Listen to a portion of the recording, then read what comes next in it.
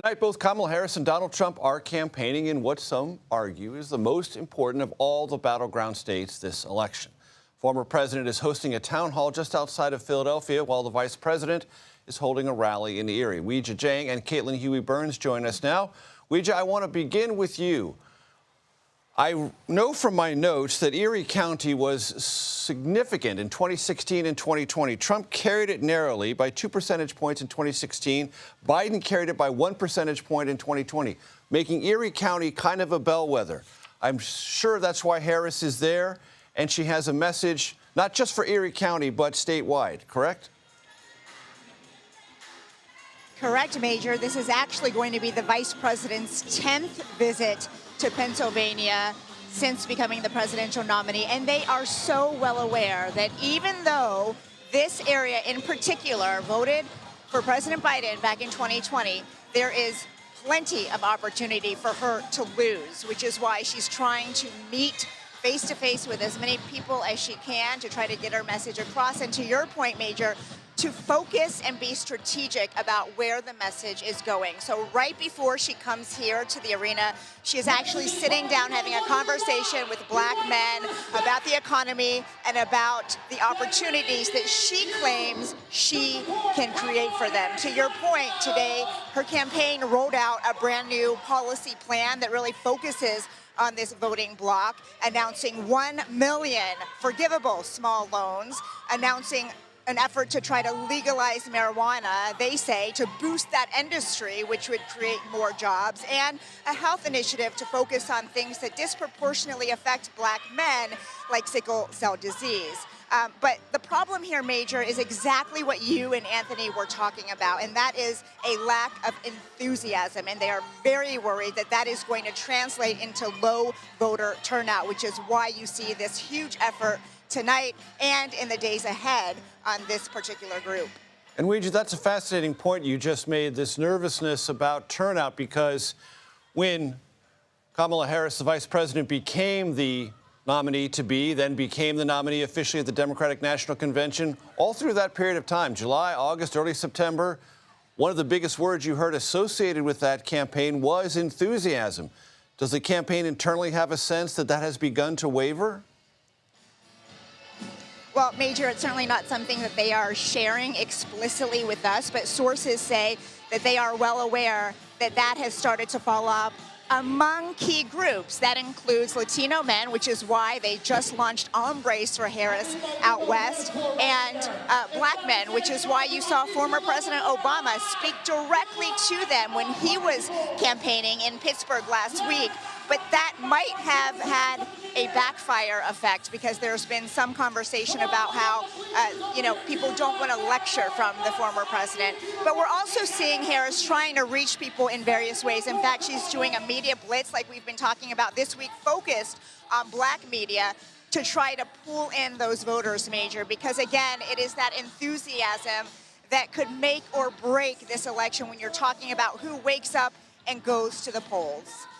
Competing with the crowd and the music around her, Weijia Jiang, doing it gamely as always. Thank you very much. I want to go now to Huey-Burns.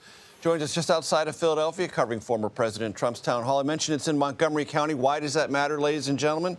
Well, just think about this. In the 2020 election, 6.8 million votes, roughly in Pennsylvania. 7% of that came from Montgomery County. It's one of those counties just north of Philadelphia, Bucks, Chester, Delaware, Montgomery County, where this election could be won or lost. Huey-Burns joins us from there. Catch us up on the messaging today and the approach for Trump in these important suburban counties just north of Philly. Well, Major, as you mentioned, these suburban areas are really where the prize voters are. Think back to the primaries this year. Even after Nikki Haley exited the race, she was still getting a sizable portion of voters in the suburbs, places like here in the suburbs of Philadelphia. And so the target here today is on those voters, but also the campaign says today is going to be focused on the economy and inflation. It's a town hall, if you can see the setup behind me. He's going to be it's going to be moderated by Kristi Noem, the governor of South Dakota, notably also a woman.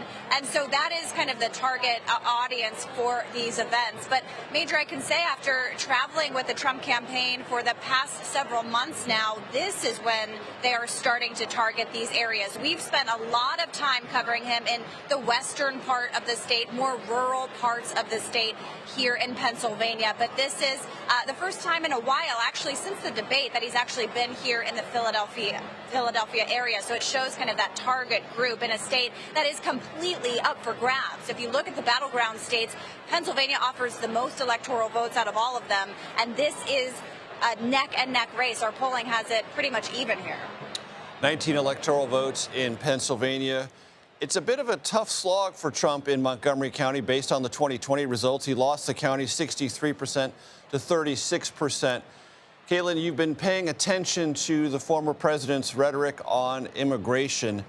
And over the weekend, he talked about elite forces, National Guard, other things in our country being deployed to not only deport those suspected of or charged with or implicated in crimes, but others as well. What is the Trump rationale here? Yeah, Major, as much as this campaign, wants to focus on these persuadable voters, those suburban voters, on the economy, the former president's closing argument here is really on immigration. And we've seen that rhetoric heightened over the past couple of weeks, and especially over the weekend. And that's extended not only to on immigration, but also he said twice over the weekend that there is an enemy from within. And in an interview on Fox News over the weekend, he said that he wouldn't rule out the military, have the military getting involved in that effort as we on election day. Now, of course, he is not the president, doesn't have any control over the military right now, but it is this kind of heightened rhetoric that we're seeing in the closing weeks of the campaign. And he has said that over the past year, has kind of threaded that along in his campaign speeches, describing the enemy within as essentially his political opponents. But in these closing days, that has been notable as we're getting closer to the election. And on immigration, of course, this has been a key issue of his campaign for nearly a decade, ever since he came down that escalator in Trump Tower in 2015. Immigration has been the through line of his campaign. But in these closing weeks, this is the closing message. Having covered so many rallies this year, that is something that not only animates his supporters, but is animating this campaign. And he has used racist terms to describe immigrants. And before this election, it was, trying to close off the border, preventing people from coming in. This time it is, in his telling, there has already been an invasion, and the country needs to weed these people out, and using his own words.